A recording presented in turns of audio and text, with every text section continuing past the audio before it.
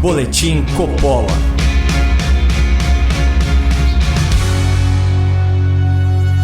Sejam muito bem-vindos ao primeiro Boletim Coppola de 2022, um ano que transcenderá e muito o calendário. Isso porque daqui a alguns meses, um país enlutado pela pandemia e enfraquecido pela paralisação econômica vai ser obrigado a decidir nas urnas se deseja retornar ao seu passado de corrupção no seio do governo federal. Sejamos realistas, tudo aponta que uma das vagas no segundo turno da eleição presidencial já pertence a um notório ex-criminoso condenado pelos tribunais. Mas se a saúde ou a vergonha pública o impedirem, assim como em 2018, o seu lugar será devidamente ocupado por algum candidato fantoche desse partido quadrilha que saqueou o Brasil. Por isso, o Boletim Coppola reafirma o seu compromisso editorial de oposição intransigente a essa indecência, reforçando a mensagem do nosso programa de estreia lá em 2021. Aqui é Lula não e PT menos ainda. Mas vamos combinar que numa democracia saudável, ninguém nem precisaria levantar a voz contra um candidato reputado como ladrão e a sua gangue de parasitas do Estado. Até porque, num país decente, delinquentes ficariam de fora da corrida eleitoral e seriam totalmente ignorados no debate público. Mas o Brasil não é para amadores. O sistema quer o seu corrupto de estimação de volta à presidência da República a qualquer custo. E a população honesta, trabalhadora, pagadora de impostos que conviva com esse absurdo ou que se mobilize para tentar virar o jogo. Porque não se engane, caro ouvinte e prezado espectador, hoje nós estamos perdendo. E se você duvida, por favor, saia um pouco da sua bolha, aventure-se fora da sua ilha de ética, de bom senso e de virtude e observe o vasto oceano de moralidade que nos rodeia. A maior emissora do Brasil prefere o imoral. O principal jornal em circulação no país apoia o imoral. A mais alta corte da nossa justiça legitimou o imoral. A juventude nas salas de aula é doutrinada por militantes do imoral. As elites internacionais que querem o Brasil de joelhos aplaudem de pé o imoral. E as grandes fortunas desse país se lembram muito bem o quanto enriqueceram no governo do imoral. Sem falar nos vulneráveis, nos miseráveis, nos ignorantes, nos ingênuos, que serão, mais uma vez, ludibriados por Lula e manipulados pela máquina de propaganda petista, que agora é financiada com centenas e centenas de milhões de reais de dinheiro público do fundão eleitoral. E para estercar ainda mais esse terreno tão fértil à canalice, ao populismo e à demagogia, vale lembrar das espirituosas palavras do escritor americano Mark Twain. É mais fácil enganar as pessoas do que convencê-las de que foram enganadas. Essa perspicaz constatação nos impõe uma dura realidade. Para combater a disseminação da mentira, não basta espalhar a verdade. Desconstruir narrativas falaciosas requer muito mais, requer didática, racionalidade, paciência, mas, acima de tudo, convencer o outro dos seus erros de percepção requer empatia. Aquela habilidade cada vez mais rara de se colocar no lugar do próximo, de entender as suas circunstâncias e de respeitar o seu ponto de vista, por mais míope que ele seja. Nesse espírito, hoje eu quero compartilhar com vocês a minha resolução de ano novo. 2022 é o ano da persuasão. 2022 é o ano de convencer as pessoas com fatos, com números, de que elas foram enganadas e estão sendo enganadas por um sistema viciado que se agarra com todas as forças ao seu malandro preferido. E a minha missão pessoal em 2022 vai ser abastecer o debate público com análises, dados e argumentos para contrapor as falsidades do lulopetismo e denunciar os seus cúmplices na política, na justiça e, claro, na imprensa. Aliás, sabendo que o público esclarecido da Jovem Pan também se opõe ao projeto de poder criminoso e antidemocrático do PT, eu proponho uma parceria com a nossa audiência. Use o nosso material para divulgar as contradições, a hipocrisia, o passado e as mentiras de Lula e companhia. Não seja apenas um consumidor, um espectador passivo do que é certo e verdadeiro. Seja um divulgador, um promotor ativo da verdade. Ao longo desse ano, se você concordar com o conteúdo dos nossos boletins, por favor, compartilhe esses vídeos nas suas redes sociais e no seu WhatsApp. Crie esse bom hábito de manter a sua família, os seus amigos e os seus colegas de trabalho bem informados. Debata os problemas do país e use os nossos editoriais para tentar persuadir respeitosamente quem pensa diferente. Para ter acesso a todos os nossos vídeos na íntegra, basta se inscrever no canal Caio Coppola no YouTube. E só para vocês terem uma ideia do potencial dessa nossa parceria, no mês de estreia, juntando o meu canal e o da Jovem Pan, a média do Boletim Coppola no YouTube foi superior a 400 mil visualizações por vídeo. Somando isso com a enorme audiência da rádio e da TV, hoje esse programa fala com mais de 2 milhões e 150 mil pessoas por dia. É 2% do eleitorado votante. E isso num país em que a última eleição vencida pelo Partido dos Trabalhadores foi decidida por menos de 4 milhões de votos.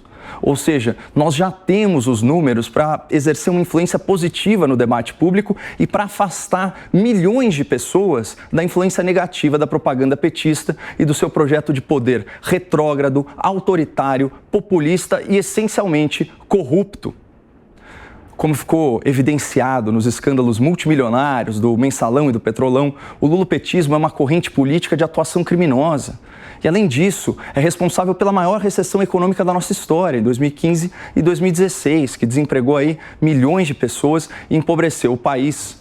Lula é um grande aliado de ditaduras socialistas e defende ideias como o controle da mídia, estatização da economia, aparelhamento do Estado e abolicionismo penal. A sua candidatura à presidência da República é uma das grandes ameaças à democracia brasileira. E em 2022, até por desencargo de consciência, eu quero fazer tudo que tiver ao meu alcance para alertar a maior quantidade possível de pessoas sobre esse risco. Por isso, eu insisto no convite, participe desse esforço e divulgue o conteúdo de marcas comprometidas com as nossas liberdades, marcas preocupadas com a saúde moral do país, marcas como a Jovem Pan, como a Gazeta do Povo, como a Revista Oeste e a Brasil Paralelo. Bom, o conteúdo completo do boletim está disponível gratuitamente no canal Caio Coppola do YouTube, só aguardando o seu compartilhamento. E depois do intervalo, a gente comenta a última invenção criativa da imprensa militante, o Lula liberal, supostamente comprometido com o teto de gastos, com a responsabilidade fiscal, com as reformas e com o controle político do Centrão. A gente já volta com essa pérola do jornalismo avermelhado. Boletim Coppola.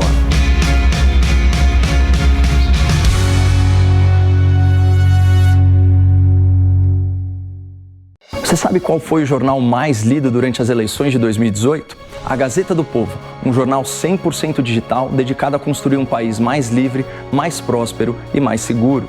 Por isso, eu aceitei o convite para participar do time da Gazeta junto com outros colegas aqui da Jovem Pan, como o Alexandre Garcia, a Cristina Grêmio, o Rodrigo Constantino e o Guilherme Fiuza. Para ter acesso ilimitado a esse conteúdo, acesse gazetadopovo.com.br/Caio ou clique no link aqui no descritivo desse vídeo. E vamos fazer da Gazeta do Povo o jornal mais lido também nas eleições de 2022. Você que faz parte da audiência cada vez maior da Jovem Pan já sabe a importância de consumir informação sem deformação. Mas além de ouvintes e espectadores, nós também podemos e devemos ser leitores de política. Por isso, eu faço um convite especial para que você conheça a Revista Oeste. Passeie pelos artigos do Augusto Nunes, saboreie os textos do J.R. Guzzo e não esqueça de visitar a minha coluna que estreia por lá nesta sexta-feira. Acesse revistaoeste.com/Caio ou clique aqui embaixo no link do descritivo e resgate o prazer da boa leitura política. Boletim Coppola.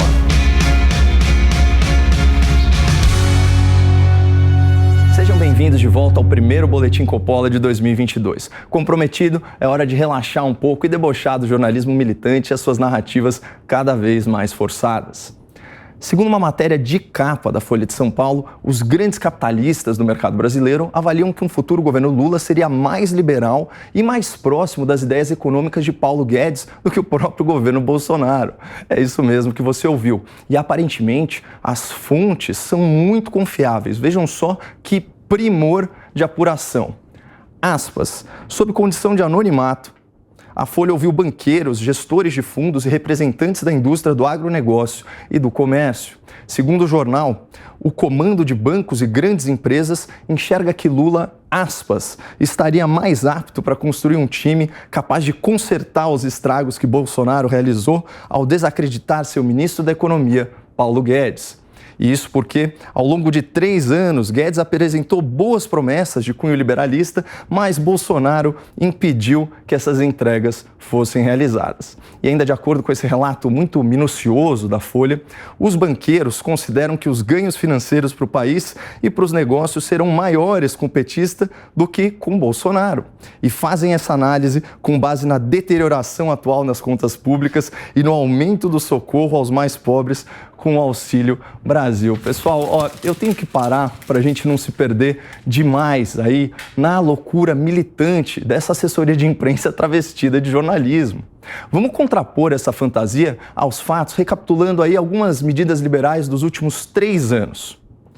Reforma da Previdência, a autonomia do Banco Central, a desestatização da Eletrobras, o congelamento do salário dos servidores durante a paralisação econômica e a flexibilização dos contratos de trabalho para salvar empregos formais na pandemia.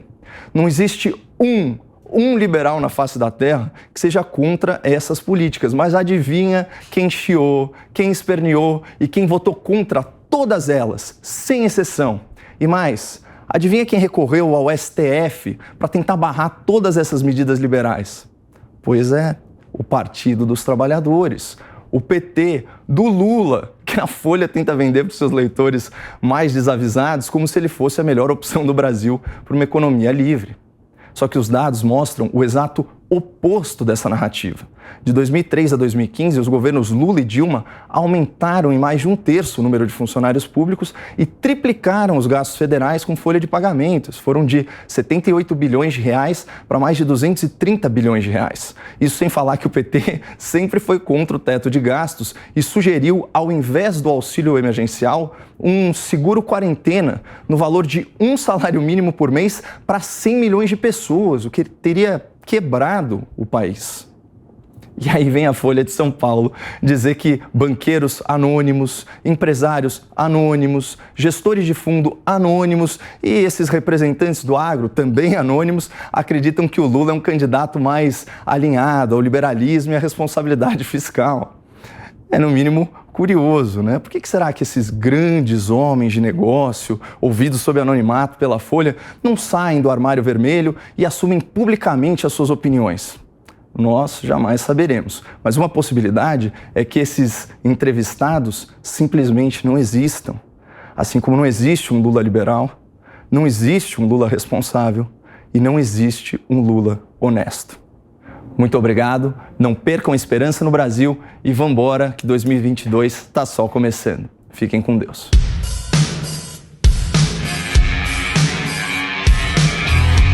Realização Jovem Pan News.